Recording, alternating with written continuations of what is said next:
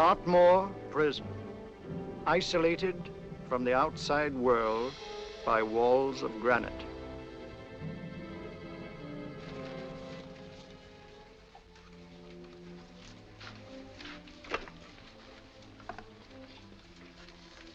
They say you could get out of here by merely telling what you know. You may or may not be another Scotland Yard bloke. But I'll give you the same answer I gave the others. I still have 2 years, 8 months, and 6 days left in which to make musical boxes. That'll be sold at auction for the benefit of this delightful sanctuary. And I intend to serve them.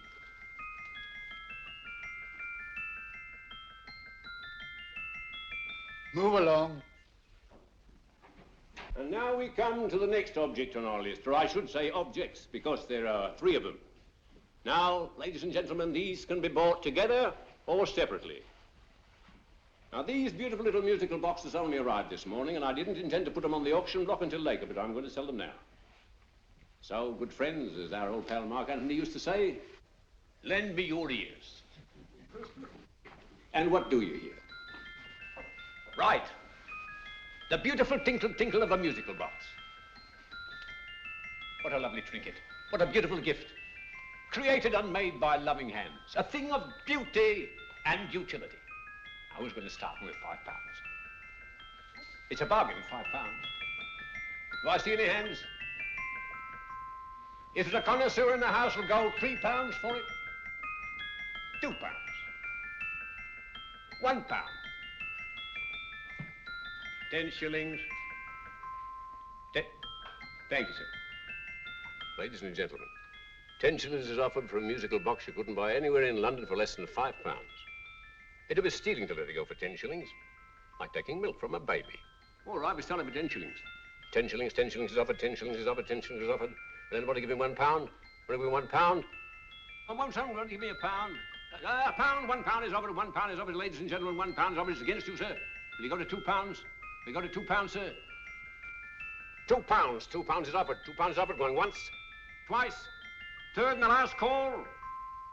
Sold to the gentleman for £2. Sorry, my dear.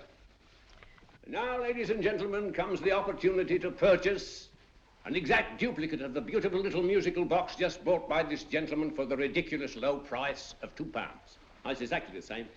Exactly the same. Made with the same hands. You hear that? Isn't that lovely? That tinkle, tinkle, tinkle, tinkle. Sounds like Bow Bells to me, you know, with little angels pulling on the ropes, eh? Who'll give me £2 for it? Who'll start me with £2? Will anybody start me with £2? Oh, come, ladies and gentlemen. You know, from your enthusiasm, we might all be in Scotland instead of London. Please buy it for me, Daddy. £2, certainly not. We all might be in Scotland. Besides, I don't like his manner. £1, 10 shillings. £1. £1 is ours. £1 is offered. £1 is offered, going £1. Any advance? Going once, going twice. The third and the last call. Sold to the lady for £1. Smart bidding, my dear. Thank you. We come to the third and last of these beautiful little musical boxes.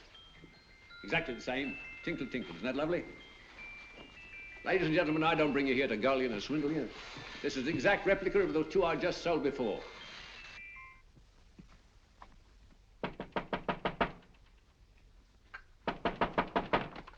We're closed. But this is extremely important.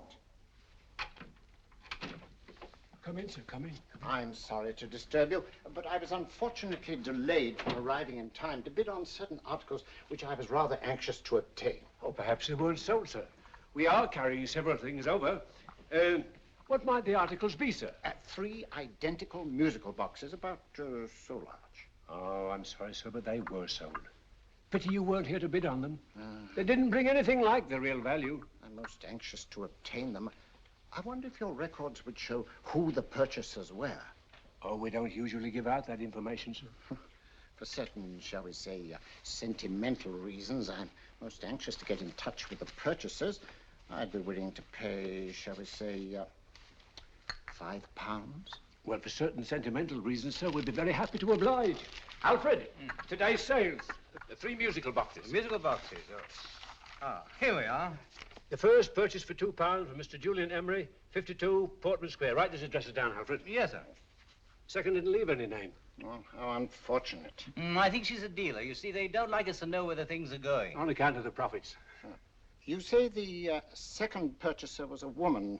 Can you give me a description of her? Oh, she was a young woman, fairly tall, slender. She had a light complexion and dark hair, and she was wearing A grey suit, don't you remember? That's right. She probably runs a gift shop. She paid £1. You say she comes here fairly frequently? No, I didn't say so. But she does, sir. Like as not, she'll come in on Thursday. We have sales on Mondays and Thursdays. And the third box? The third, Mr. William Kilgore, 143B Hampton Way. For 10 shillings. Quite a drop from £2. Mr. Kilgore was a Scotchman. Well, thank you. You've been most helpful. Oh, thank you, sir. And any time you're passing, dropping, we always have lovely things for sale. Our card, sir? Thank you. I'll be back Thursday.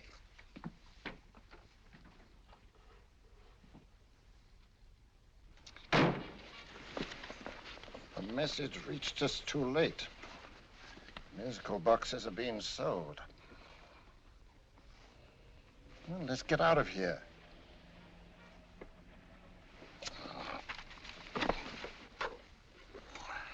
Someday you'll go too far.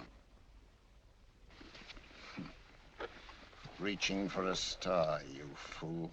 Yet a fool may touch a star, Colonel Cavanaugh, if he but reach high enough. But not possess it as you would. The musical boxes, they're being sold. What a pity for you, my dear Colonel. Is it my fault that the message reached us only an hour ago?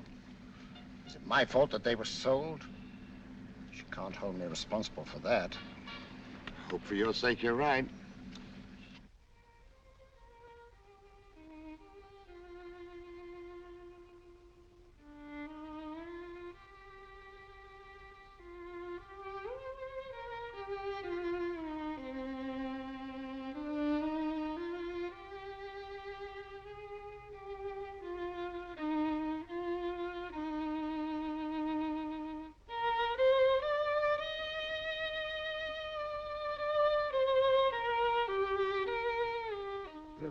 Upon you tonight at 7:45, a gentleman who desires to consult you upon a matter of the very deepest moment. Remember that letter, Holmes? It was written over 2 years ago. An interesting case, devilishly interesting. Irene Adler. What a striking-looking woman from the brief glance I had of her. Seems only yesterday. What charm. What poise, and what a mind.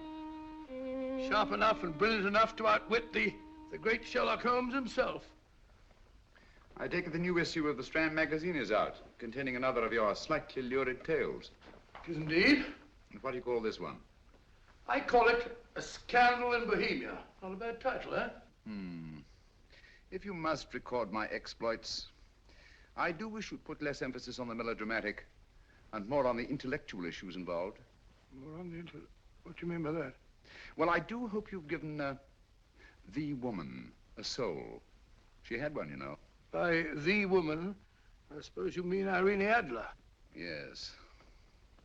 I shall always remember her as the woman.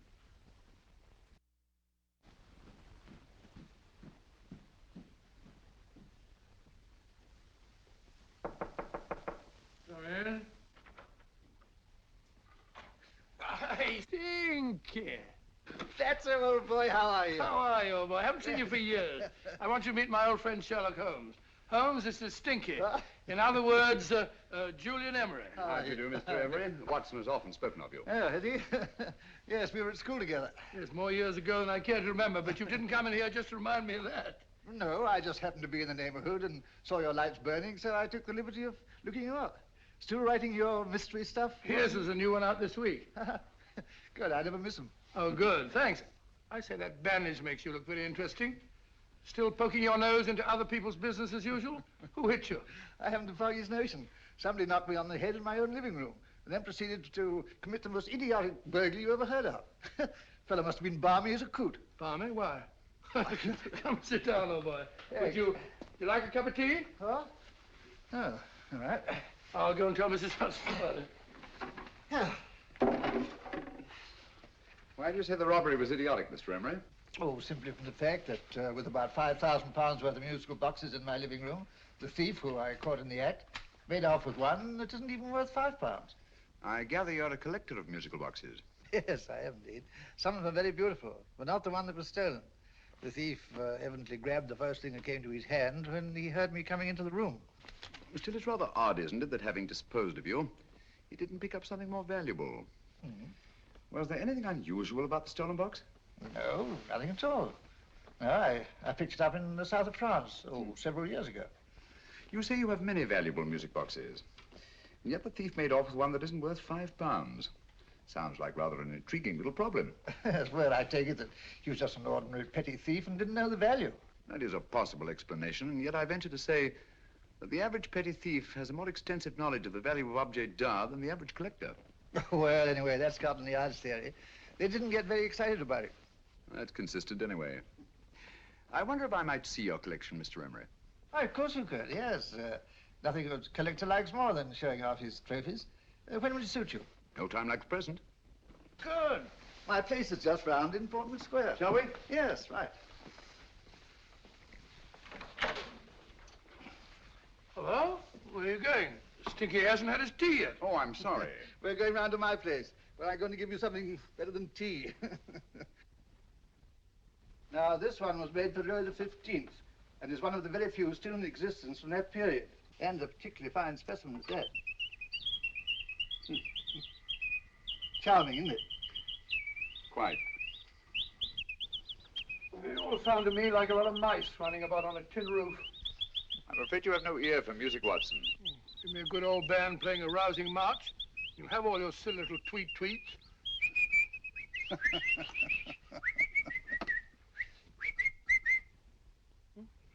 Another room. Jesus me.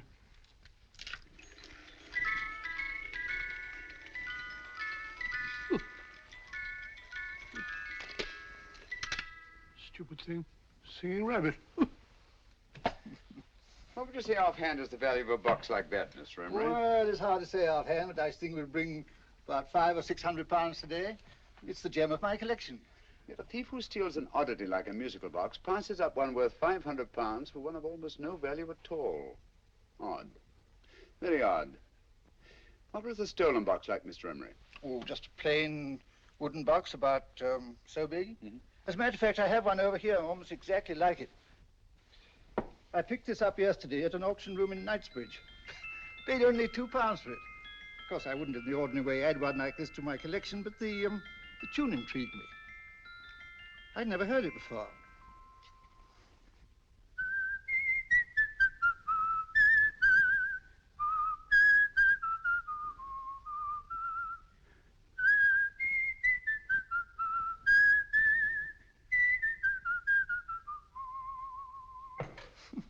You have a remarkable ear for music, Holmes. Rather an unusual melody. Sit down, will you? Thanks. You say you bought that box at an auction sale yesterday? Yes, the Gaylord auction rooms in Knightsbridge. Run by old, what's his name? Crabtree. That's the man. At what time was the robbery committed? Oh, about 3 o'clock this morning. You know, Mr. Emery, that box and the robbery might well be cause and effect, especially since you say that the stolen box outwardly resembles this one a great deal. And Scotland Yard were not particularly interested, eh?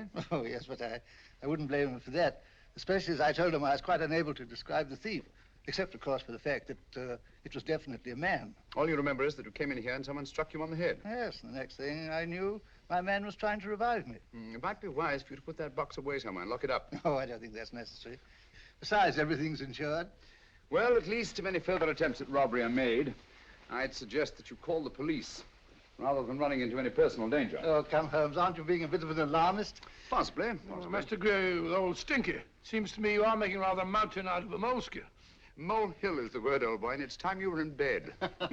Thanks so much for letting us see your place. No, it's been glad meeting you. Holmes, I can't understand why you were so mysterious. Seems to me the petty thief explanation was the only sensible one. Really? Yes, I can't see how you can believe it was anything else. I didn't say I believed it to be anything else. The petty thief theory is the obvious one, I grant you. However, it's often a mistake to accept something as true merely because it's obvious. The truth is only arrived at by the painstaking process of eliminating the untrue. We are not able to do that in this case without further data. Rubbish, you're pulling my leg. You're trying to turn a tuppenny-halfpenny robbery into an international plot. No, I'm not. I just hope that your friend Stinky is a little more cautious in the future, just in case.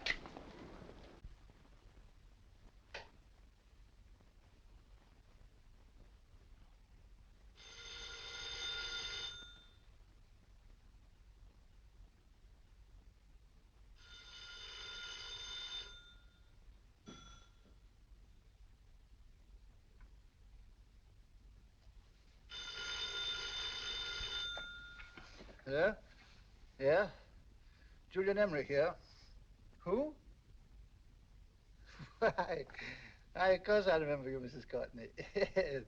Yes, you're the one bright spot at that appallingly dull affair of Lady Sanford's. Huh? Of course it isn't too late to come around. Yes, I shall be delighted to give you a drink. I tell you what, come straight up and I'll leave the door unlatched. Right, well, 15 minutes? Good. I shall be counting each moment. No, I mean that, really. Right, goodbye.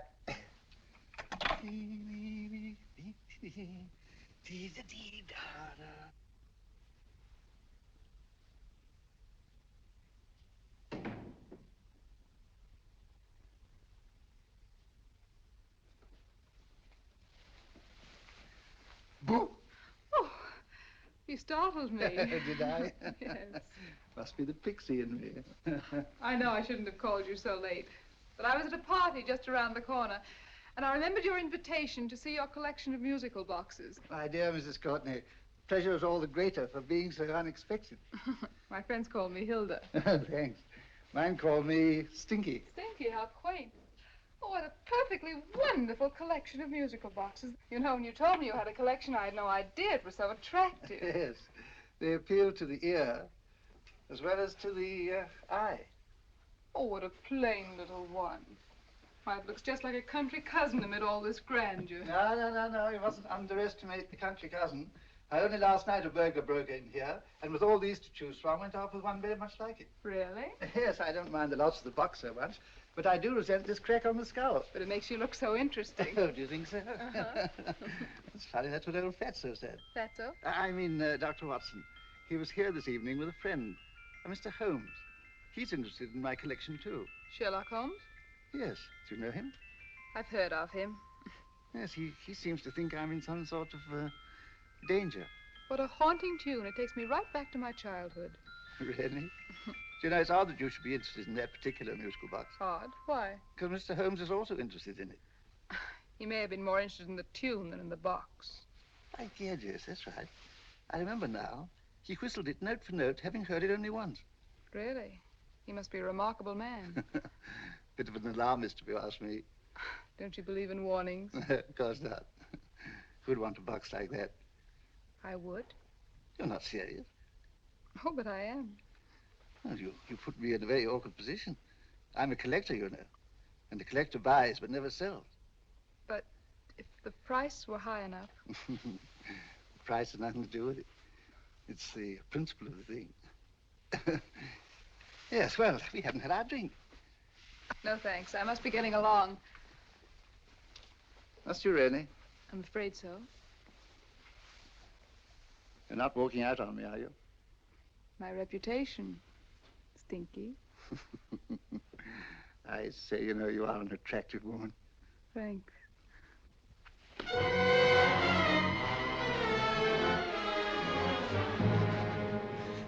You fool.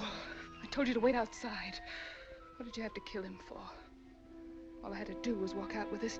He held you in his arms. Don't touch him. Don't touch anything. Now get out. I'm sorry. You're sorry. What about me? This is murder. What about Scotland Yard?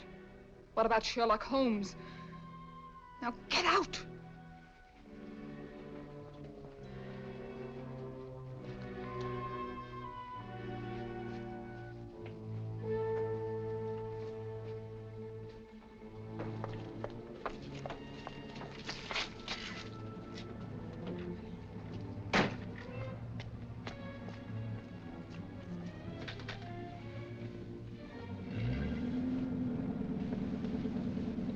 Did you get it? Good. Did you have any trouble with him? Just a matter of murder. Ah, Mr. Holmes. Hopkins? Thanks for coming so promptly. Inspector Lestrade suggested that I call through to you. Mr. Emery was the client of Mr. Holmes, Inspector. Indeed. You didn't mention that when I telephoned you, Mr. Holmes. Well, not exactly a client, Inspector. Sergeant Thompson? He was killed between the hours of 11 and 2 o'clock this morning, Mr. Holmes. Must have been someone he knew, someone of whom he had no suspicion. Poor old Stinky. It's all my fault. I should have prevented this. Well, it's no time to start talking about that now, Doctor. Apparently it's gone. That's the second attempt on the musical box that Emery bought at the auction sale. And this time it was successful. But that box was only worth £2. It was worth a man's life, Watson. I think we'd better pay a visit to Gaylord's auction room and that fellow Crabtree. Inspector, may I suggest that you make a complete search of this flat for a small, plain, musical box about that size. Thank you. Come on, Watson. You say the first box went to Mr. Julian Emery.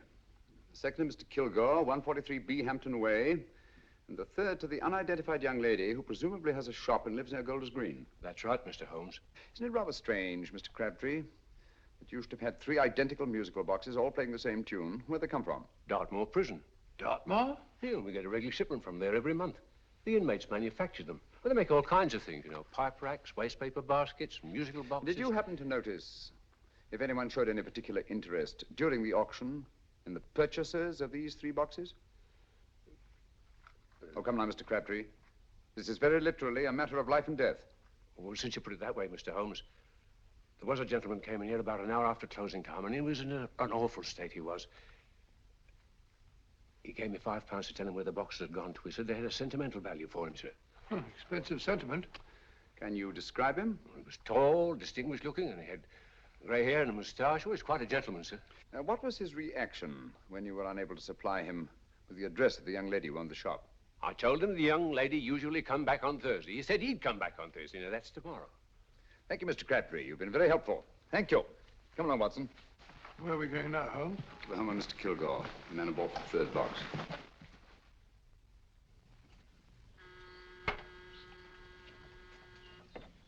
But hang it all, Holmes, how do you know those other 2 musical boxes are of any importance? I don't, but I certainly have no intention of waiting until the owners are murdered to find out. No one at home. I hope that's the explanation. I'll have a look through this window.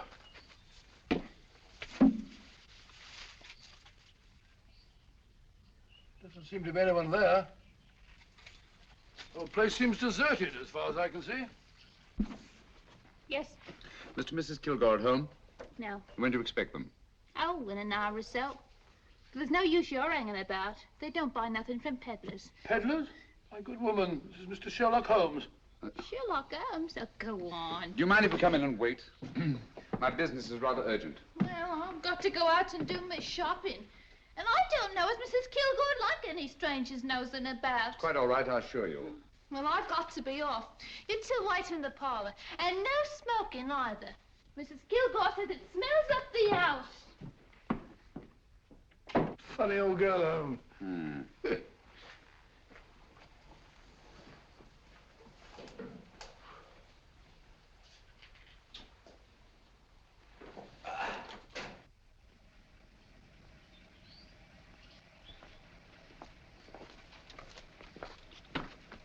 Park Lane. Park Lane? And what would the likes of you be doing in Park Lane? Now, don't worry about the fare, Ducky. If you knows how to get to Park Lane, up it.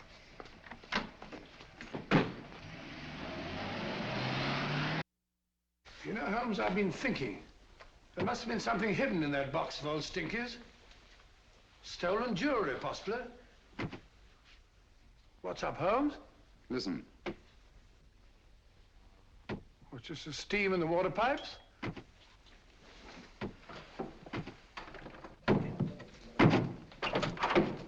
Watson! Great Scott! Come on, Holmes. Get on the chair here. It's all right, my dear. There. Now, don't worry. It's all over. There you are, dear. Don't cry anymore.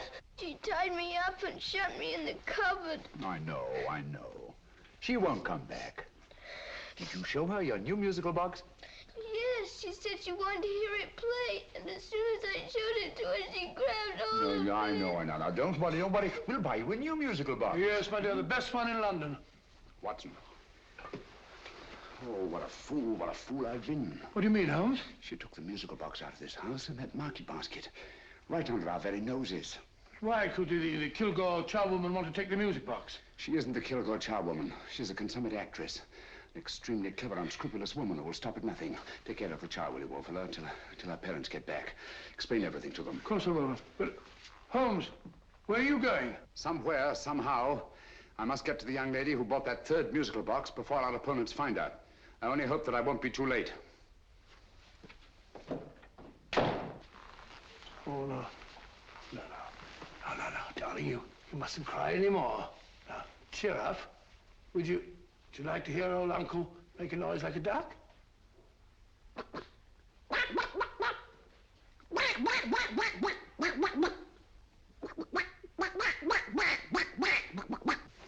Oh, sorry.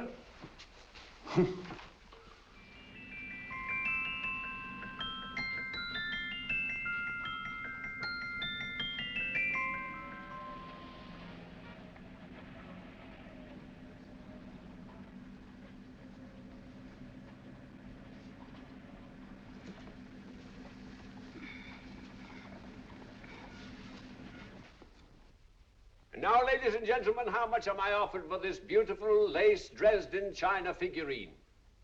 A lady of the French court. Now, this is the genuine article.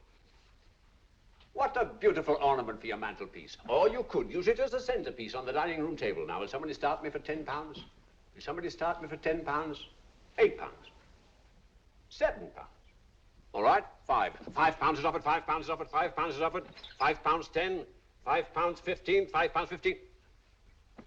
£6 is offered, £6, going once, going twice, the third and the last call. Have you all done? Sold to the lady from Twickenham for £6. Next, we have a real museum piece, ladies and gentlemen. A fine 19th century doll. The costume an exact replica of the holiday clothes worn by the Hungarian peasant women. Now, ladies and gentlemen, an article like this would cost you from £15 to £20 in a West End shop. I'm not going to ask for anything like that. Who'll give me £2 for it? £2. Anybody offer me £2? £2 for the Hungarian? £2? £1. What? Anybody give me £1? Anybody offer me £1 for the doll? £1 is offered, ladies and gentlemen. £1 is offered. Now, I'm not going to waste your valuable time or mine in trying to get one half of what this beautiful doll is worth. If the young lady can steal it for £1, that's her good fortune. So it's going once, it's going twice, the third and last call. Any more? Sold to the young lady for £1. And now, ladies and gentlemen, may I draw your attention to something which may be a great surprise to you, worthy of any collection. The only other one like it is in the British Museum. It's a Ming vase of the 7th dynasty. This vase lay in a large collection somewhere outside Rome for over 2 centuries, I understand. It was discovered there by the noted antiquarian, Sir Andrew Coppleston. Now, some of you may remember Sir Andrew Coppleston. Besides being a noted traveller and antiquarian, he's also a gentleman rider.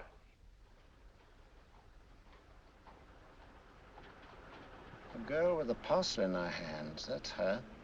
Are you sure that's the girl? Well, she fits perfectly the auctioneer's description. Follow her, Hamid.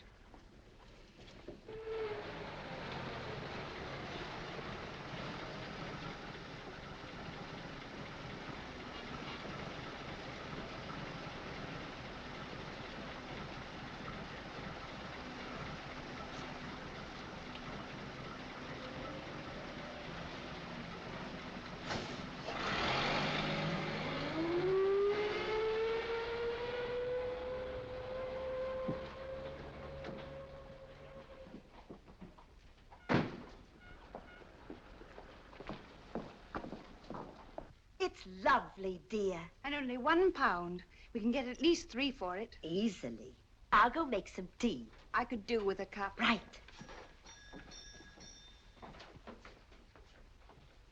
Good afternoon. Good afternoon. I'm looking for a birthday gift for a 7-year-old girl. What would you suggest? We have some lovely dolls. Now, this Hungarian I think peasant- she has enough dolls already. Books are always welcome. Well, I'm looking for something a little different. Well, that's rather cute. What is it? Oh, that's a musical box. Children always love them. And this is an exceptionally nice one. It plays many tunes.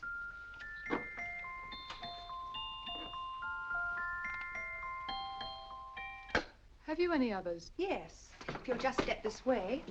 I have only 2 left.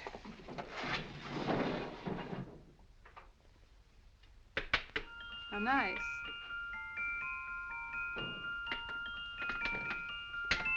Are you sure this is all you have? I'm sorry. They're rather hard to find, you know.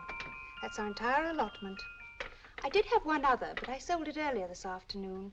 But it was only a plain wooden one. It wouldn't have been a very nice gift for a child. Really?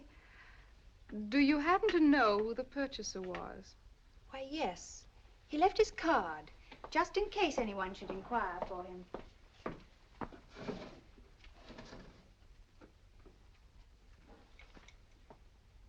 How interesting. I'm sorry, but I'm afraid I'll have to look a bit further. Thank you anyway. Good afternoon. Thank you.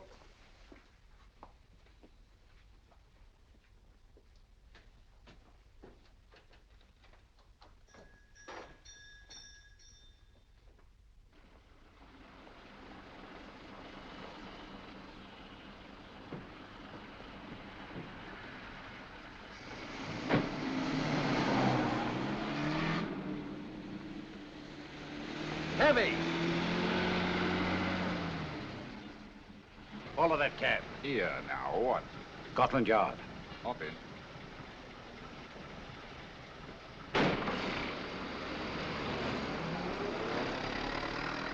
Sherlock Holmes. I might have known. We thought we were the hunters, instead of which we're the hunted. We've been fools. We played right into his hands. Of course.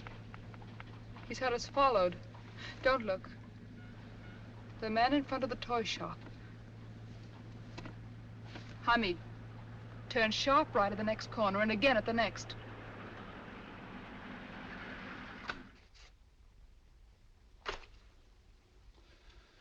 No photograph of her, Commissioner, as I expected. She's not a known criminal. But how do you expect to know if you do find her? After all, she was disguised as a charwoman. Don't worry, old fellow. If I ever see her again, I'll recognize her. Well, it won't be long till we know who they are and from where they operate. Who's covering them? Sergeant Thompson's following them, sir. They won't get away from him. He's a good man. We could have arrested them at Clifford's toy shop if we had any proof. But we know that they killed Emery. Proof, my dear fellow. We must have proof. We have x-rayed it, sir. There's nothing whatever concealed in the box. We'll have a look at the plates.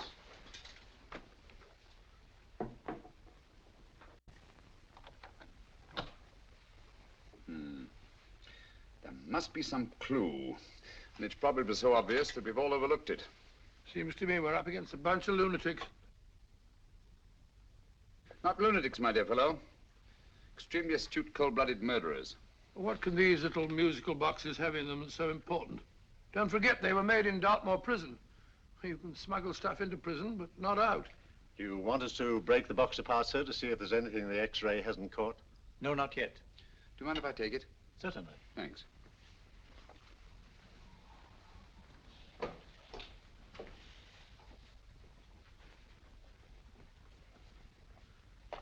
The governor of Dartmoor Prison informed us, sir, in answer to Mr. Holmes' question, that all 3 musical boxes were made by the same convict, John Davidson, serving a 7-year term, sir. Davidson? The Bank of England plates. That'll be all. Yes, sir.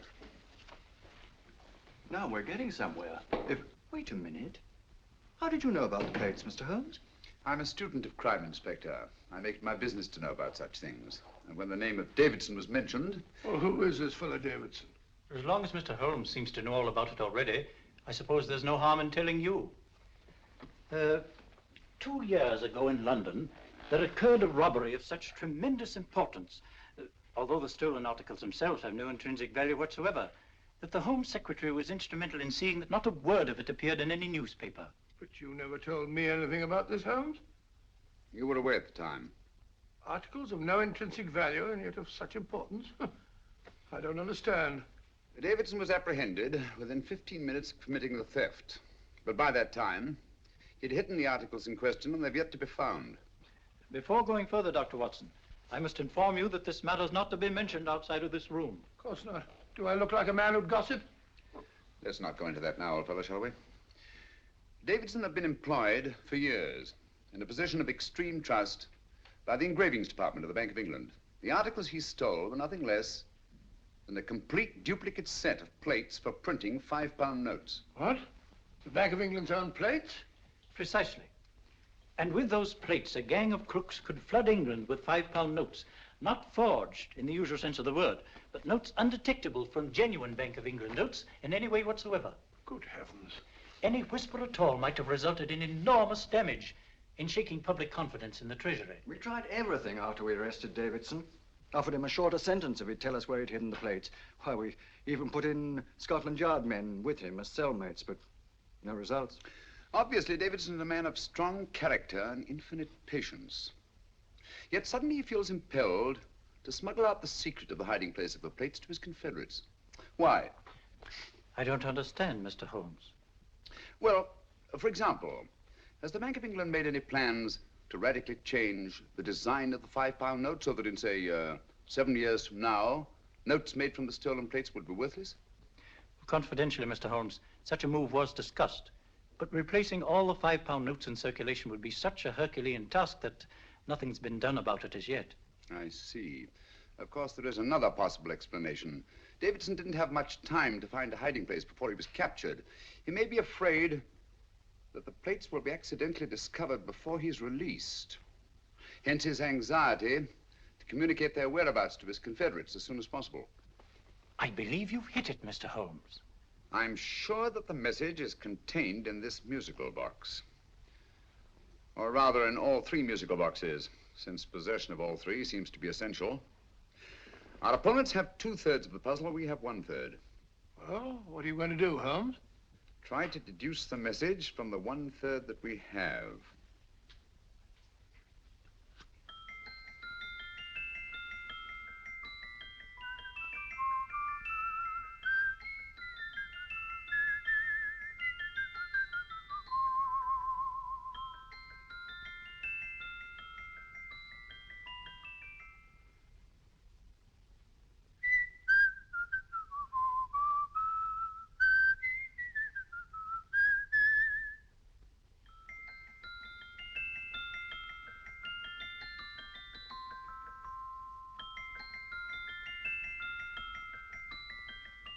It's the same tune as the one played by Emery's musical box.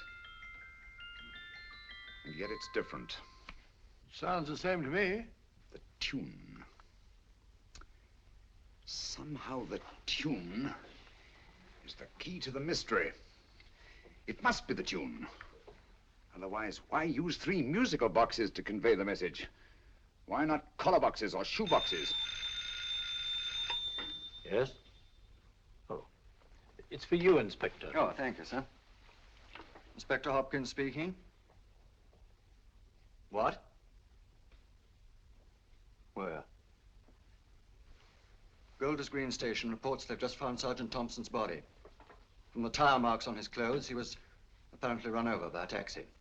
What an unfortunate accident. Not an accident, my dear fellow. I'm afraid it's murder. Never know just who you're going to meet when you're walking down a busy London street. Mrs. Hawkins, Mrs. Brown, any subject of the crowd. Oh, you never know just who you're going to meet. So you better hold your topper in your hand, just in case you meet a lady on the Strand. Girls will think you're kind of sweet, and your day will be complete. Oh, you never know just who you're going to meet. Now, a gentleman is judged by his appearance. Yes, a gentleman is judged by how he talks. Now, he's much better off when he's acting like a toff, especially if he's taking him a walk. What on earth is this outlandish place?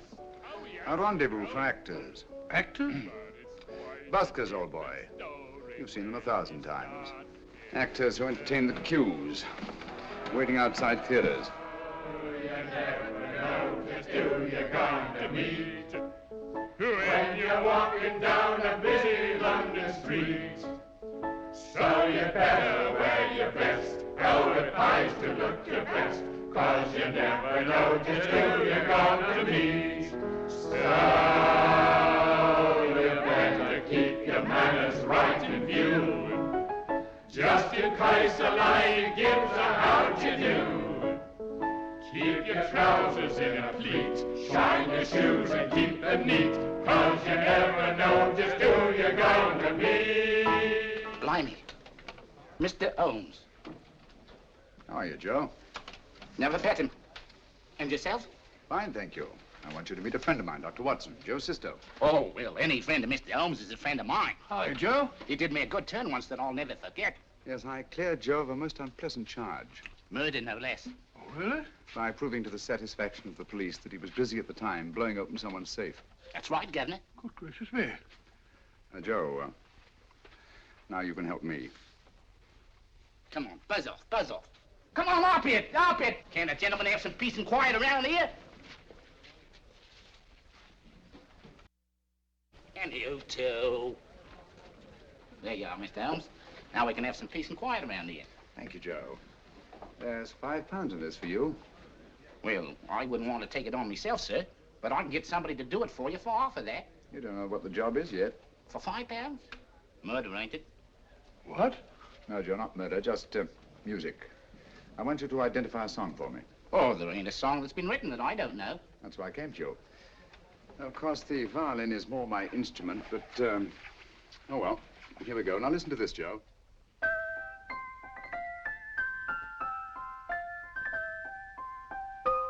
Wait a minute. You're playing that wrong. That should be E natural, not E flat. You know the song? Oh, yes. It's an old Australian song called, the Swagman. But you're playing it all wrong. That's what I hoped you'd say. Now, listen again, Joe.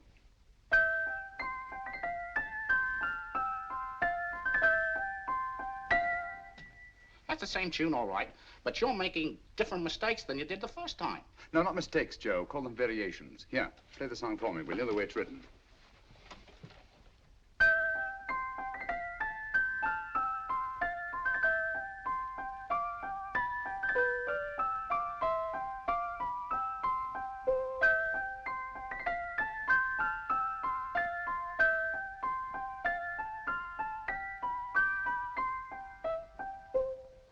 There you are. Thank you, Joe. What's it mean, Holmes? Are you onto something? Perhaps. I don't know yet. It's probably a code of some sort. Joe, could you write the song down for me, the way it was originally written? Oh, sure, Mr. Holmes. But it'll take a few minutes. Mm-hmm. Here, Mabel. Pale ale. Come on, up to it. Along with it.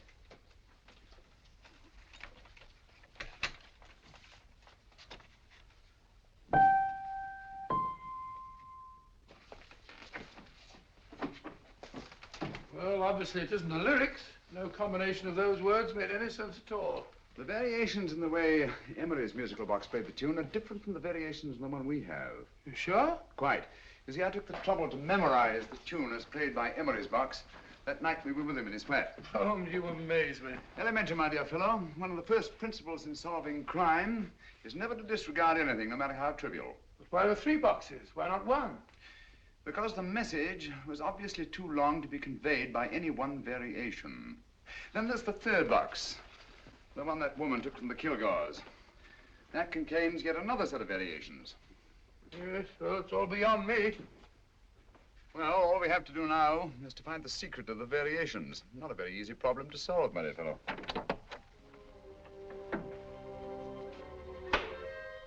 Hello. What's up?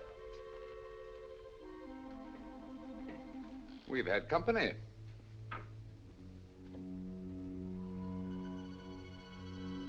I say, this is outrageous. Ask Mrs. Hudson to come in here, will you? Right.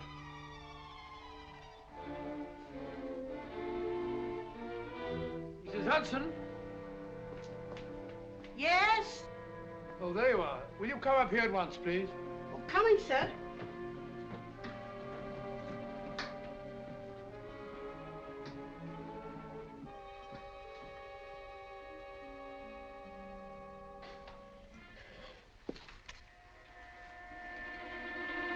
Mercy me, Mr. Holmes. What has happened? Who called while we were out, Mrs. Hudson? Just a young lady. The one who said you wanted her to wait for you. And a nice-looking old gentleman with Our her. friends again, Watson. Friends? What did the young lady look like? Oh, I couldn't see her face. She had a heavy black veil on. But she had such a nice way with her. Oh, I'm sorry, Mr. Holmes, if I've done anything wrong. But you did say I should always let clients come in and wait for you. Don't worry, Mrs. Hudson, don't worry. You had no way of knowing. It's quite all right, quite all right. Now, don't worry, Mrs. Hudson. Don't worry. Well, where on earth's the musical box? They didn't get it. Didn't get it? Where is it? It's in your hand. Huh? In that biscuit jar. Take the biscuits off the top. Now put your hand inside, and you'll find the music box. Well done, Holmes. Well done. Amazing.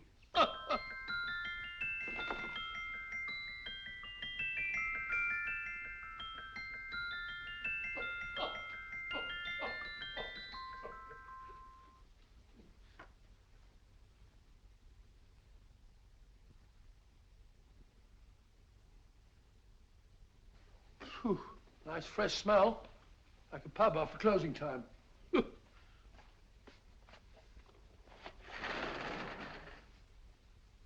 I say, Holmes, What? it's morning. Allow me to congratulate you on a brilliant bit of deduction.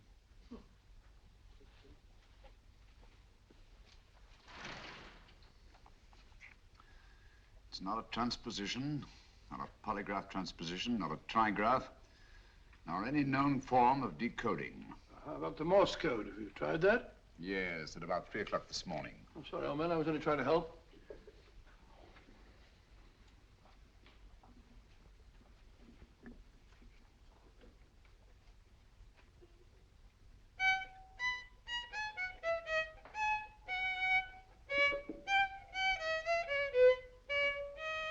Oh, do me a favor.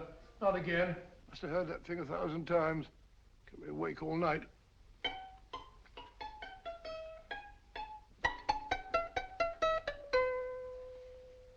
Not a very distinguished composition, I grant you. You know perfectly well I don't know one tune from the other.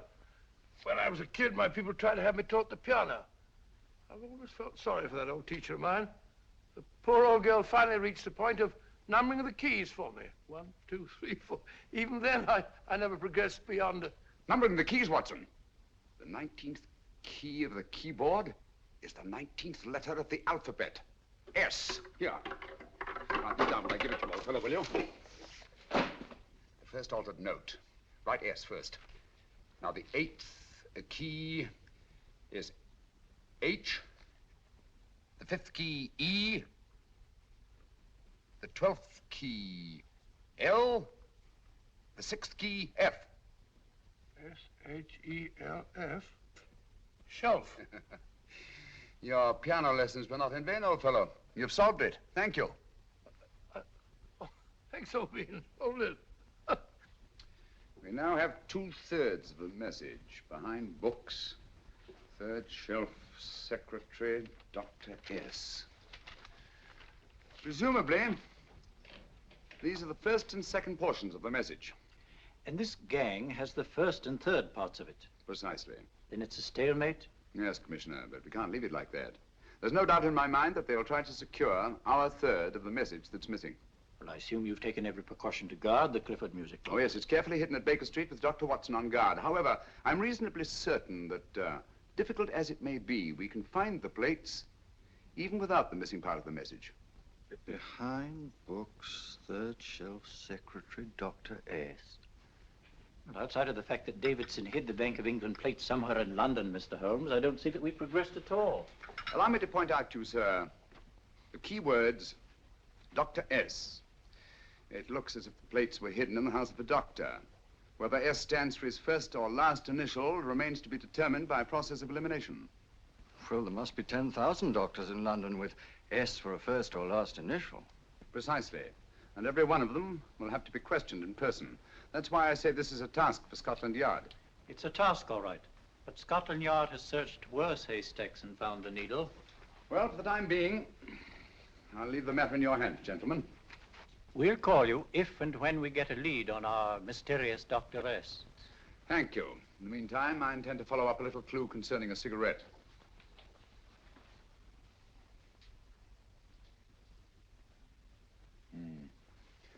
You're certain of the identification of the tobacco? Absolutely.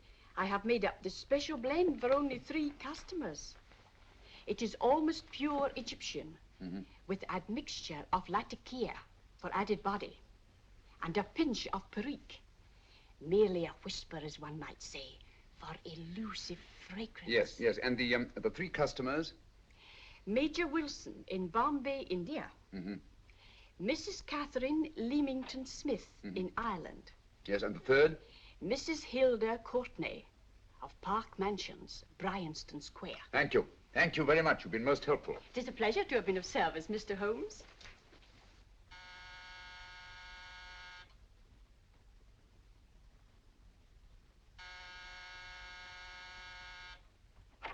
Yes? Mrs. Courtney? Yes. My name is Sherlock Holmes. Oh, do come in. Thank you.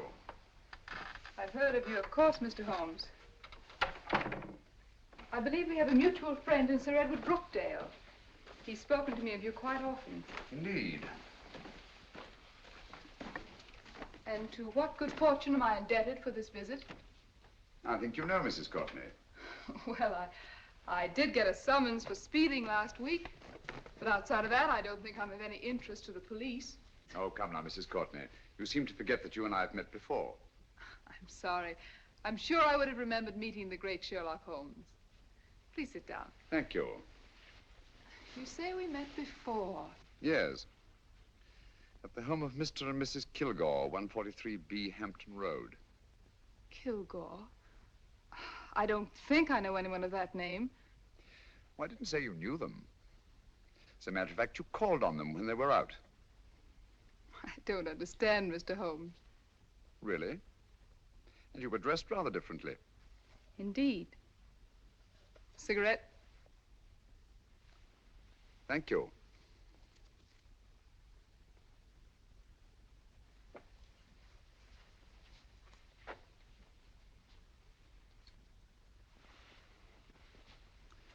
Thank you. You know, Mrs. Courtney, people generally forget, in assuming a disguise, that the shape of the ear is an almost infallible means of recognition and identification to the trained eye. Evidently, you've mistaken me for someone else. Oh, no, not at all. Though naturally, I expected your denial. But when you paid your visit to my rooms at Baker Street, you carelessly left behind another identification. They're, identical, aren't they? Yes, I must admit they are. You see, Mr. Holmes, to catch one as clever as you, I had to use a very special lure. I knew you'd be unable to resist the bait of my cigarette, having read with great interest your monograph on the ashes of 140 different varieties of tobacco. I should advise you not to move, Mr. Holmes. I must congratulate you on your ingenuity, Mrs. Courtney. It was indeed a brilliantly designed trap. Thank you, Mr. Holmes. Praise from a master is indeed gratifying. I shall always cherish the memory of your flattering words. Memory? Precisely. I'm afraid these gentlemen have a most regrettable task to perform. Unless, of course, you care to turn over the missing musical box with your pledge to take no action against us in the future. I'm afraid that will be impossible. I thought that would be your answer. Hamid! Careful! Careful. There's no need to be unnecessarily rough with our distinguished guest. You realize, Mr. Holmes, that your demise will not take place here. The corpus delicti, you know. Well, naturally. Shall we go? It so fearfully awkward having a dead body lying about. Don't you agree, Mr. Holmes? Another dead body shouldn't weigh too heavily on your conscience, Mrs. Courtney.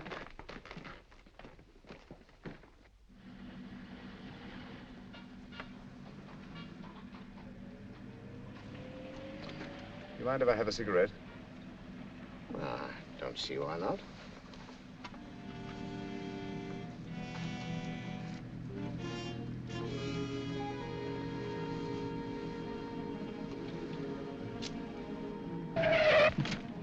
Be careful, Hamid. It's the brakes, they bind. Thank you, Colonel Cavanaugh. It's very considerate of you.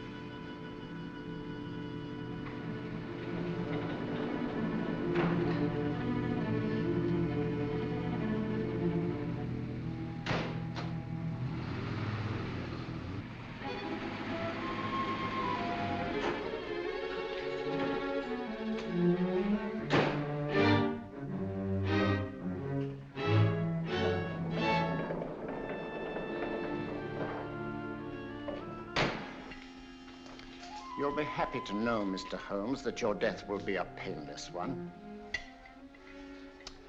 Hamid, attach this to the motor of the taxi. That little attachment, my dear Mr. Holmes, contains the deadly fluid known as monosulfide. The Germans use it with gratifying results in removing their undesirables.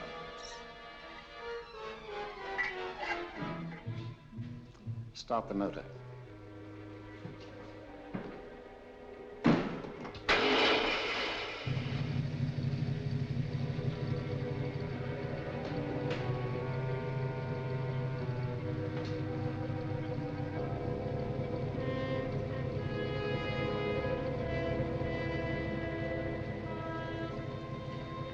Tape his mouth.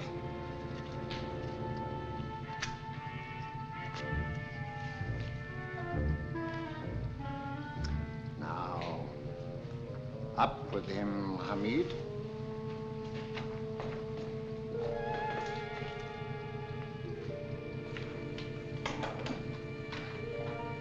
You find yourself like Muhammad's coffin, Mr. Holmes, suspended between heaven and earth.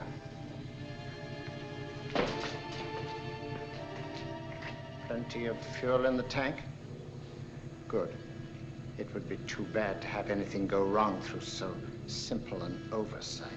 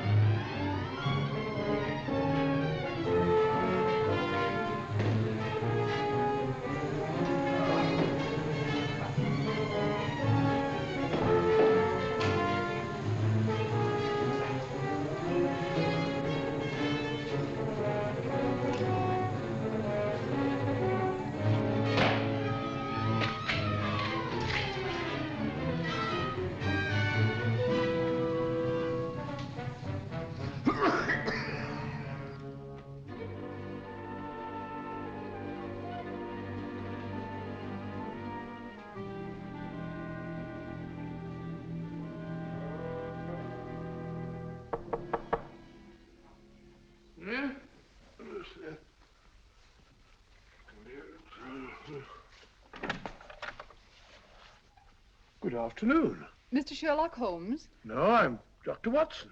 Oh, of course, Dr. Watson. How stupid of me. Oh, so this is stupid of me.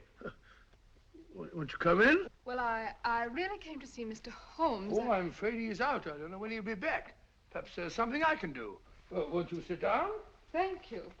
You know, Sherlock Holmes and I have been engaged on a great many cases. Oh, really? Yes, indeed. As a matter of fact, this very moment, we're involved in one of the most baffling... Oh, well, won't you tell me your trouble, and I may be able to help you. That's very kind of you, Dr. Watson.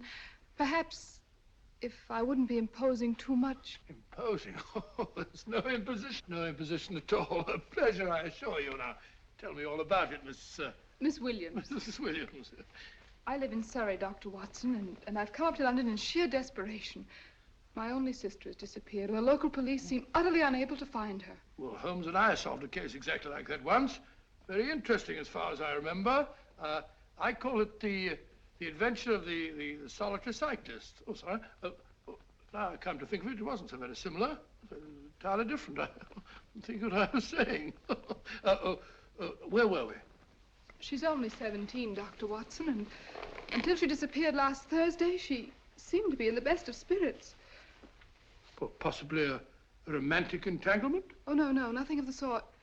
She left no note, didn't even pack a bag, no explanation. She just started to walk to the village from our house in broad daylight and simply vanished from the face of the earth. Oh, there. Might I have a glass of water? Glass of water. Have one in 1 minute.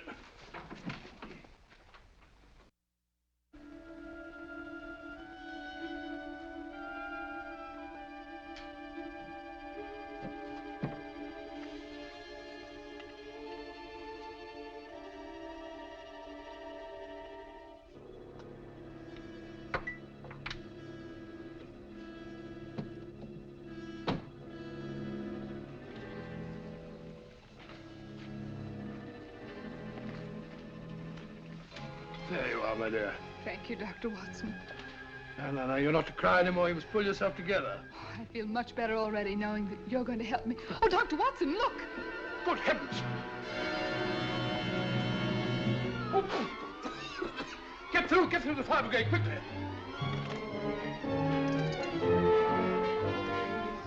Haven't you a fire extinguisher? By Jove, we have in the kitchen.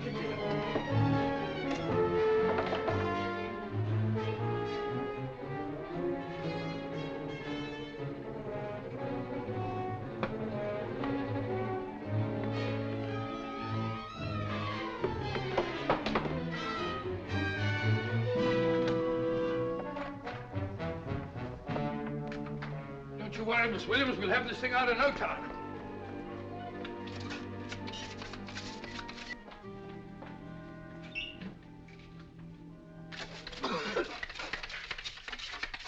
That's got it.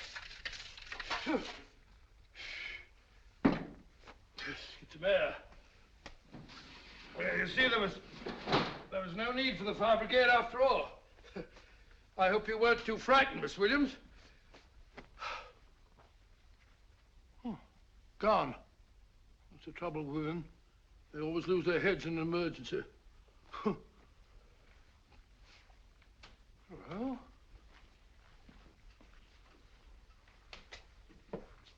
a musical box. Great Scott! Miss Williams!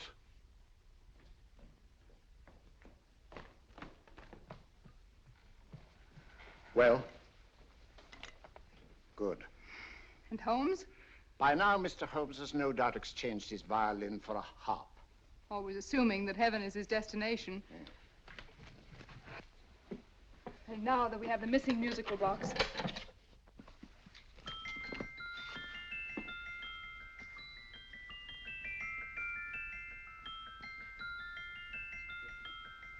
Nineteenth note.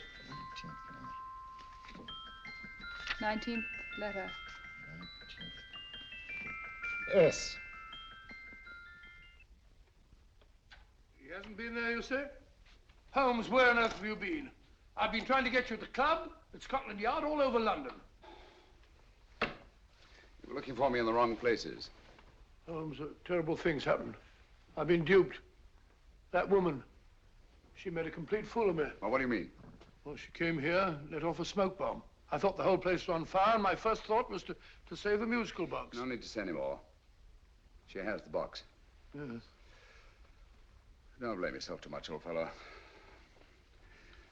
She's an extremely clever antagonist. Smoke bomb, you said? Well, you can console yourself with the thought that your charming friend is at least a reader of yours. What do you mean? If I remember correctly, you wrote about my little experiment with smoke and the cry of fire in a story you entitled A Scandal in Bohemia, which has just appeared in the Strand magazine. All right, old boy. Don't rub it in. Well, it may cheer you up to know that you made a fool of me, too. That cigarette stub was planted here for one express purpose. We're going to bandaging around this place. Bandaging? What's the matter, Holmes? You hurt? Explanations will have to wait until later. At the moment, we're faced with a problem which I fear is insurmountable. Come over here, old boy, will you? Right. Our opponents are in possession of all three parts of the code. And here are we, while the Bank of England plates pass into their possession. Cheer up, old fellow, cheer up. As Dr. Samuel Johnson once said, there's no problem the mind of man can set that the mind of man cannot solve. What's that, old fellow? I was just quoting Dr. Samuel Johnson. He said there is Thank you, Watson. Thank you. Leaving the front reception room, we come into the main hall, where Dr. Johnson was in the habit of passing through to have his meager meals in the dining room opposite, in company with his friend and biographer, James Boswell. We will now pass up the stairway, which remains in its natural wood finish, just as it was when the good doctor was here. The framed etching on the wall is believed to have been presented to Dr. Johnson by the distinguished painter, Sir Joshua Reynolds. I've been told here that picture was given in by Mrs. Thrale, and it's definitely not a Reynolds. Is that important, my dear? Oh, I'm sorry. This way, ladies and gentlemen, please, this way. Move along, children, move along. The secretary's not on this floor. Patience, Hamid. I have a feeling My that... dear Colonel, with Sherlock Holmes out of the way, what could go wrong?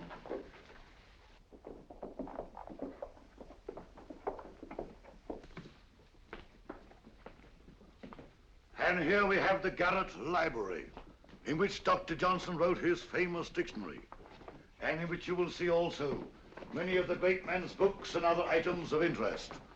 Step forward, ladies and gentlemen, please, step forward. Standing in the corner is the secretary, which contains many of the original works by the literary genius. On this table, Dr. Johnson's cat, Hodge, used to sleep while his master worked. A strange thing about this cat, ladies and gentlemen, was its love of oysters. They do say that the dear doctor often went hungry to find the cat that delicacy. What a pity. Now we will visit the grey room, which is immediately below us, in which you will see the very bed in which Dr. Johnson died.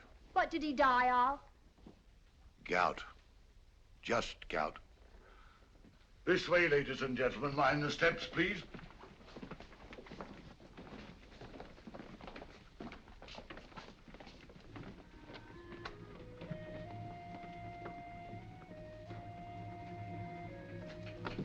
Your keys.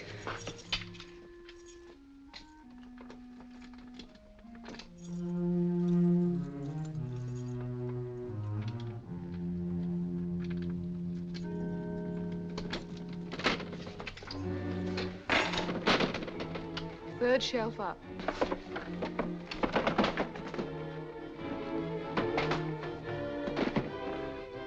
The knife.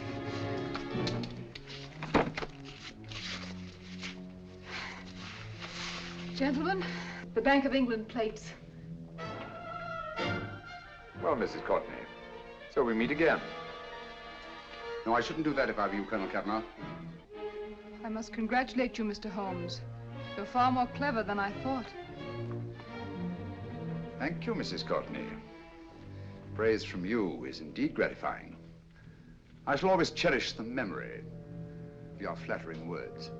Memory? Oh, thank you. And now I have a most regrettable task to perform.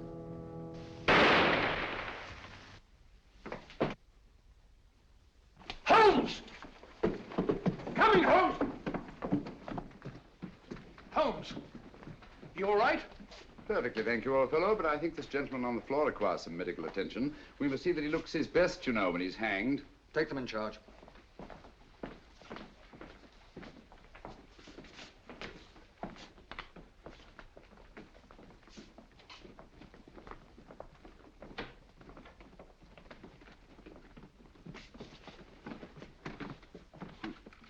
A brilliant antagonist. It's a pity her talents were so misdirected. Will you see that these plates are returned to the Bank of England, Inspector? I still don't understand how you solved it, Mr. Holmes. It's entirely due to Dr. Watson. He gave me the clue when he mentioned Dr. Samuel Johnson. Well, congratulations, Doctor. Oh, thank you, Inspector. I don't think I'd have done it entirely without Mr. Holmes's help, you know.